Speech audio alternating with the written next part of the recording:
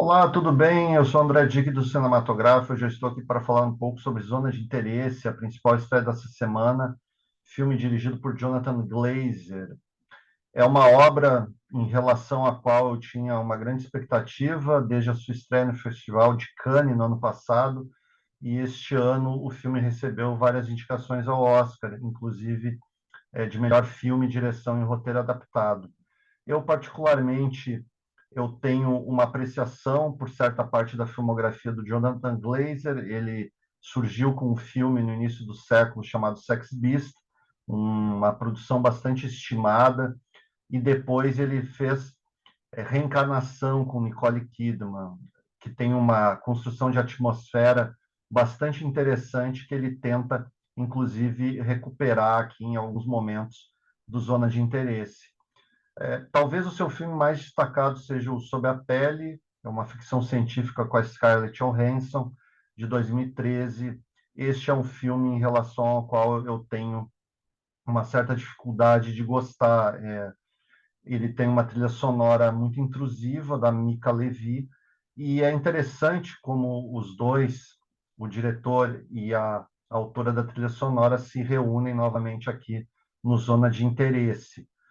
Nesse sentido, o Zona de Interesse ele é uma continuidade dessa filmografia do Jonathan Glazer, uma filmografia estranha no sentido dos padrões normais de Hollywood, e o Zona de Interesse ele acaba apurando esse estilo que ele já demonstrava, principalmente no filme com a Nicole Kidman, o Reencarnação, ao qual eu me referi. O Zona de Interesse ele é vagamente inspirado no romance de Martin Amis, mas a adaptação ela teve muita liberdade, praticamente não é a mesma história que preenche as páginas do livro, e o Jonathan Glazer ele acompanha aqui o comandante do campo de concentração de Auschwitz, que mora ao lado exatamente desse campo de concentração, junto com a sua família, vivendo uma vida completamente normal, sem nenhum sobressalto, como se nada estivesse acontecendo. Esse ponto de vista do Jonathan Glazer é o que traz uma certa novidade e uma certa perturbação para o espectador. Aliás, desde o início, quando a trilha sonora da Mika Levi ela se coloca junto com uma imagem escura e que demora mais tempo a passar do que o espectador espera. Aquilo vai criando um desconforto, mostrando que há algo estranho para acontecer. E o algo estranho para acontecer é exatamente essa narrativa do filme. É uma narrativa muito original. O Jonathan Glazer, ele aqui praticamente ele se pronuncia como um novo diretor, um diretor muito mais experimental e um experimentalismo orgânico. Você sente que ele trabalha a narrativa num sentido diferente, num sentido que não é linear, mas mesmo assim isso soa natural.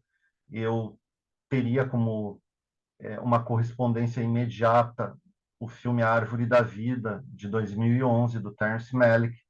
Para mim, A Árvore da Vida é o filme que modificou o estilo de filmar neste século, a partir de 2011. Praticamente todos os filmes experimentais, eles têm essa influência do filme do Terence Malick, embora, obviamente, muitos diretores, muitos críticos desconsiderem isso por um certo preconceito até em relação ao experimentalismo do Malick. O Jonathan Glazer aqui ele faz esse experimentalismo tanto por meio das imagens, uma fotografia brilhante do Lucas Al, que tem um trabalho extraordinário desde a década passada em filmes como Ida, Guerra Fria, fotografia em preto e branco. Aqui a fotografia ela não é em preto e branco, apesar de algumas passagens mais experimentais mostrarem imagens preto e branco. É, o Zona de Interesse ele vai criando por meio dessas imagens, por meio da trilha sonora da Mika Levi, que não é intrusiva, não é incômoda, como no filme Sob a Pele com a Scarlett Johansson, e vai criando uma espécie de perturbação dentro da mente do espectador. Essa perturbação é para mostrar exatamente os efeitos da Segunda Guerra Mundial, os efeitos dessa tragédia da humanidade, que fica muito evidente por meio de todo o trabalho, toda a percepção do Jonathan Glazer. Eu fico impressionado como, depois de tantos filmes abordando a Segunda Guerra Mundial, inclusive o campo de concentração de Auschwitz, o Jonathan Glazer ele consiga apresentar algo tão original, algo tão imersivo, que faz o espectador realmente acompanhar a narrativa sempre com muito interesse. Os, os atores do filme eles são muito bons. A gente tem o Christian Friedel como o comandante desse campo de concentração. Ele tem uma atuação bastante contida em determinados momentos. Em outros momentos, ele se revela mais, ele faz com que o personagem fique mais evidente aos olhos do espectador. E a Sandra Hüller, que faz a mulher dele, espetacular, assim como no filme Anatomia de uma Queda. A atuação dela aqui, eu acho que ela merecia ter sido mais considerada nas indicações. Eu não saberia dizer se ela se encaixaria como atriz principal do filme, como atriz coadjuvante. Ela realmente ela não aparece em alguns momentos do filme, ela não tem talvez uma presença tão enfática, mas mesmo assim a atuação dela é fora de série. Esses dois atores, eles conseguem fazer com que o Zona de Interesse tenha uma abordagem muito eficiente, muito impactante e certeira. Ao mesmo tempo que o filme ele traz uma influência de outros filmes de guerra, mas num sentido menos linear, menos tradicional, eu entendo que o Zona de Interesse ele também dialoga com a filmografia de um cineasta mexicano, Carlos Reigadas, principalmente com o filme dele de 2007, Luz Silenciosa. É um filme incrível, com uma fotografia brilhante, simétrica, e aqui o Jonathan Glazer ele tenta utilizar essa fotografia simétrica para se contrapor, inclusive, aos horrores da guerra. Na verdade, o filme, ao longo de toda a narrativa, ele tem um conflito entre a beleza e o horror. A beleza, na maioria das vezes, ela é representada pelas flores do jardim dessa casa onde o comandante da concentração de Auschwitz mora com a esposa, e o horror que se passa ao lado da casa deles e que eles fingem absolutamente ignorar.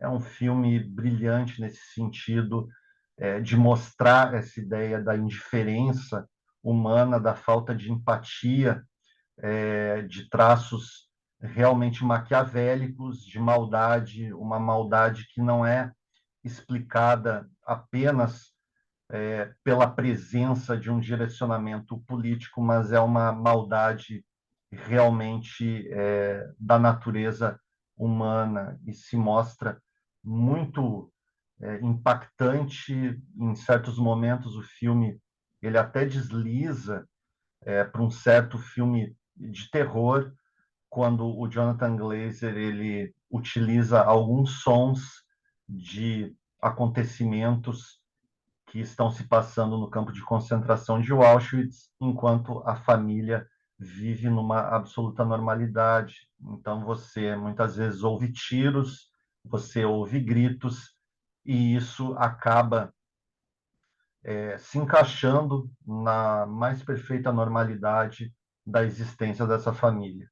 Então é um estudo muito forte, muito eficiente, cirúrgico, sobre como a falta de empatia, a falta de sentimento, a maldade, elas podem estar convivendo perfeitamente com a normalidade da vida. O filme ele me lembra também muitos poemas que são dedicados à Segunda Guerra Mundial. Em determinado momento, o Jonathan Glazer chega a utilizar um poema e ele acaba mostrando como, através da palavra, se pode gravar toda essa dor que a narrativa acaba expondo, às vezes de maneira muito discreta. O espectador ele acaba tendo que ter um conhecimento prévio de alguns acontecimentos. O filme ele não menospreza a inteligência do espectador em nenhum momento, e por isso ele se torna tão eficaz. É um filme brilhante, eu diria que é uma verdadeira obra-prima do cinema moderno. O Jonathan Glazer possivelmente, se fizer mais um ou dois filmes desse porte na trajetória dele, ele vai ser lembrado como um dos grandes diretores da sua geração. O Zona de Interesse, ele é o favorito ao Oscar de filme internacional. Eu acho que de forma merecida, é um filme que vai ficar gravado na memória durante muito tempo. Eu daria a ele 5 estrelas de 5. É um filme excepcional, como eu disse, ao meu ver, é uma obra-prima instantânea. E eu espero que o espectador assista a essa obra. Eu fico feliz que o Oscar tenha indicado o Zona de Interesse ao Oscar principal de melhor filme, porque isso vai fazer com que chegue a uma plateia muito maior do que chegaria normalmente, por todo o seu aspecto experimental, por toda a sua tentativa de fazer uma narrativa menos óbvia, menos linear. É isso, eu gostaria de agradecer a você por ter acompanhado o vídeo. Se você quiser curtir, comentar, compartilhar, será muito legal. E quem quiser seguir o canal será muito bem-vindo. Muito obrigado, até a próxima.